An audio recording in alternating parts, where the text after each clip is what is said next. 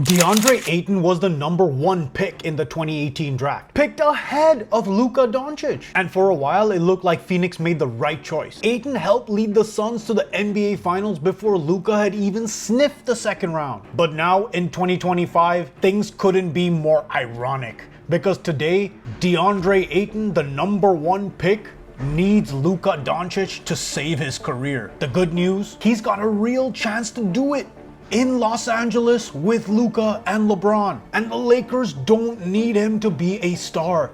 They just need him to do two jobs. Do these two things, and the Lakers might just surprise everybody and win a championship. And more so, Deandre Ayton might just shed the bust label and save his career. Let's start with the most important job, which is defense. And this is the big tipping point because defense is about effort, and effort has always been questioned with Ayton. The Lakers don't need Ayton to score 20. They need him to guard Nikola Jokic, because for the last 3 years, Jokic has absolutely destroyed the Lakers. Anthony Davis, elite defender but undersized. Jokic bullied him constantly, dragged him into foul trouble, and picked apart every rotation like it's a chess game. In short, Jokic has been the Lakers' daddy. Ayton, though, has actually done better than most. He's one of the very few bigs in the league who can step out, move his feet, and contest Jokic's jumper without getting completely cooked. This dude is 7 foot, mobile, and can actually shoot the ball. That's why he got selected as the #1 pick. And this is where the Deandre Ayton situation has always been super confusing. The guy is a 7 foot big man who can move and shoot and play defense. In 2025, a league that prioritizes these skills. Plus, he's only been in the league 7 years. He should be entering his prime. Yet instead, he's hanging on for dear life.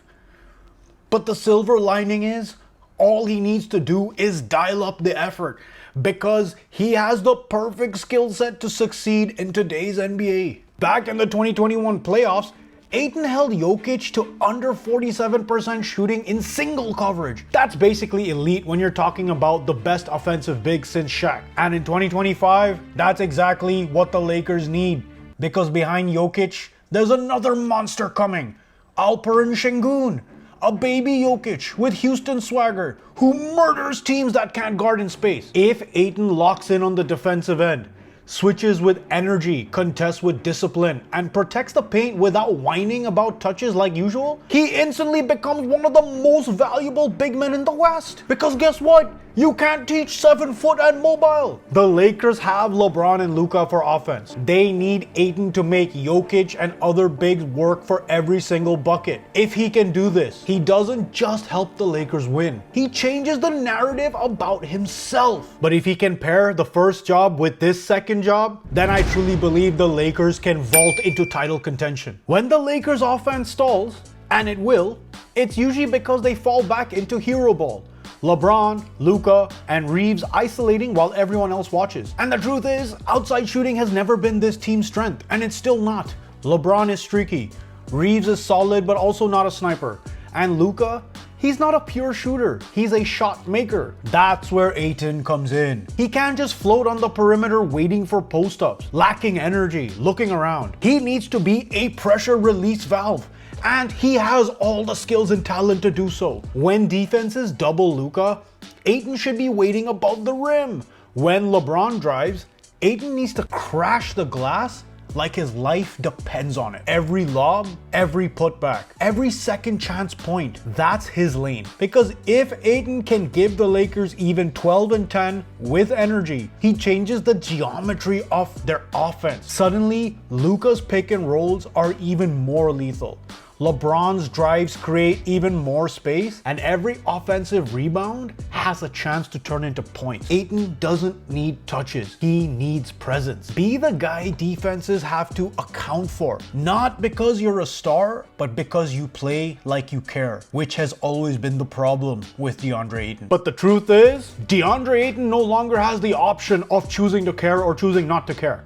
This is it, his last chance. There are no more excuses. No more bad fit or I need more touches. You're playing next to LeBron James and Luka Doncic, two of the smartest playmakers in basketball history, one being one of the greatest leaders in basketball history, the other following closely behind as well. So on the court, off the court, you have everything you need to succeed. You've got one job defensively, one role offensively, and an entire franchise, nay, an entire league watching to see if you finally give a damn. If Deandre Ayton puts in the effort, he can still have a long, meaningful NBA career with multiple more paydays. But if you flame out here with LeBron and Luka trying to make you relevant again, you will go down as one of the biggest draft busts of all time, if not the biggest. Some of you might hear the term draft bust and think, oh man, this guy's an idiot. There's so many bigger draft busts than Deandre Ayton, carte blanche.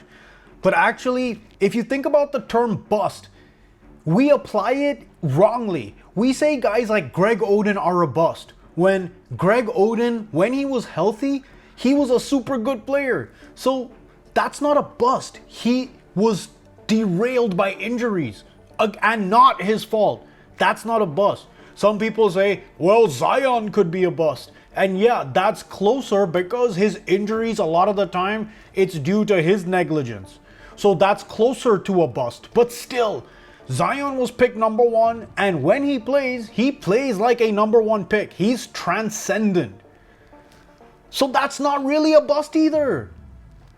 To me and to most of the NBA who are coaches and GMs in this league, a bust is someone you draft number one, they have no injuries, they get on the court, but still perform nowhere near like a number one talent.